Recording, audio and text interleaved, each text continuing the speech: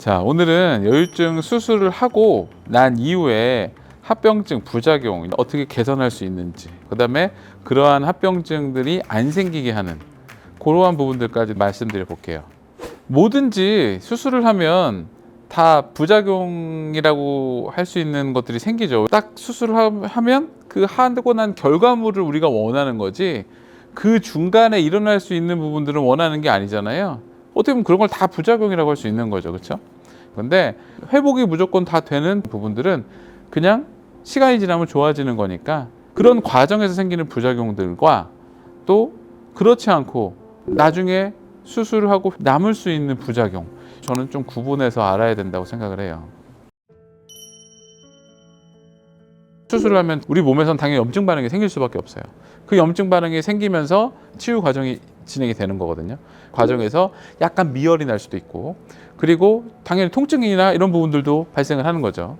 그래서 당연히 수술 후 저희가 처방드린 약물로 복용을 하면서 그런 염증 반응을 최소화하고, 감염이라든지 이런 부분들도 예방적인 항생제나 기타 약물을 통해서 좀 방어를 해야겠죠. 붓기 관련된 부분들도 우리가 수술하고 나서 붓기가 생기는 건 당연하게 생각을 하죠. 그렇죠?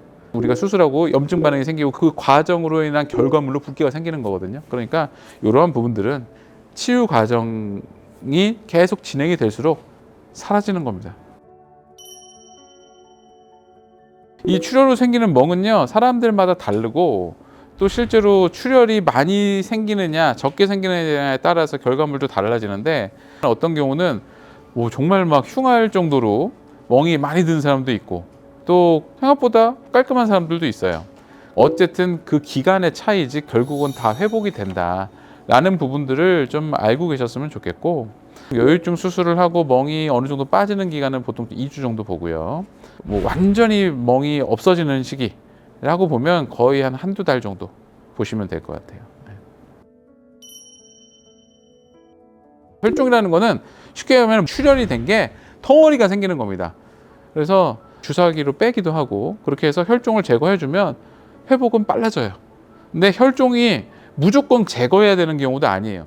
의사들마다 제거를 해야 되는 그 기준이 조금씩 다를 수 있어요. 저 같은 경우는 이게 어느 정도 자연히 치유가 되는 게 더 이득이다 라고 하면 저는 그렇게 회복을 유도를 하고요. 제거를 할수록 좋다라고 저도 판단이 들면 빨리 제거를 합니다. 무조건 뭐가 정답이다라고 볼 수는 없어요. 근데 그건 의사들마다 노하우가 조금씩 다를 수 있다. 그런데 제 개인적으로 물론 혈종이 생겼을 때 빨리 치료하는 것도 중요하지만 안 생기게 하는 게 중요해요. 이거를 안 생기게 하는 노하우가 중요하다고 저는 생각을 합니다. 최대한 안 생기는 쪽으로 그러한 고민을 해보는 게 중요하다고 보고, 그래서 저는 혈종 생기시는 분이 많이 없습니다.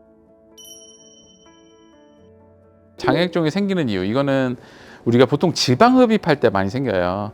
이제 우리가 수술을 하잖아요. 그러면 공간이 많이 생겨요. 그러면 거기에 그런 체액들이 생기면서 자연히 흡수가 되면서 이렇게 회복이 되는 거예요. 그런 회복이 되는 과정에서 우리 몸에서 체액이 생겼다가 흡수됐다가 막 여러 가지 그런 복잡한 과정으로 이제 이루어지면서 회복이 되는데, 제거한 양이 많을 때는 공간이 많아지잖아요. 아무래도 공간이 많으면 그 체액이 흡수되는 것을 방해하는 현상이 생길 수가 있어요.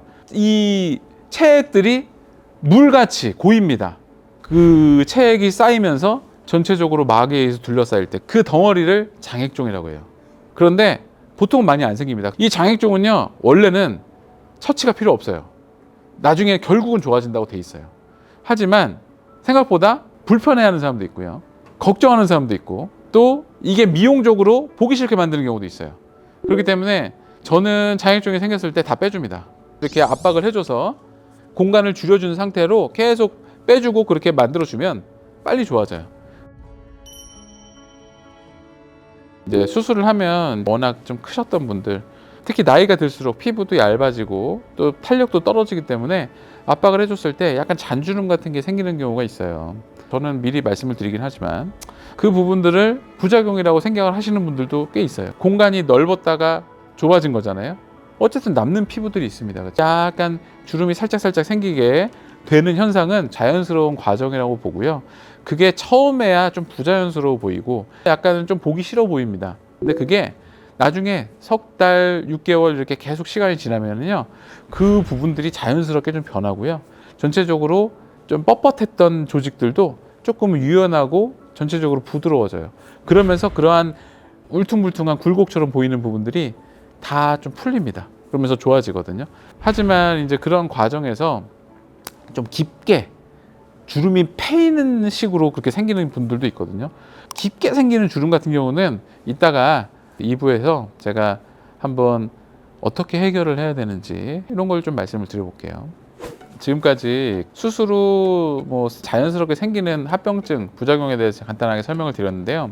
일단 이런 것들은 최소화하는 게 중요하죠. 주의사항 같은 거, 또 하지 말아야 되는 부분들에 대해서 안내를 받으시는 것들을 잘 지키셔야 되는 게 되게 중요하고요. 특히 이제 출혈에 관련된 부분들은 특히 수술하고 나서 한 하루 정도까지가 되게 중요해요. 몸조리 잘 하시면서 충분히 휴식을 취하면 크게 문제가 안 생길 거라고 저는 생각을 하고요. 그리고 이제 수술하고 나서 저희 같은 경우도 그렇고 회복을 하는데 도움이 되는 프로그램이 다 병원마다 있을 겁니다. 그러한 부분들에 대해서 좀 소홀히 하지 마시고 관리가 이루어지면 회복에 분명히 도움이 많이 되거든요.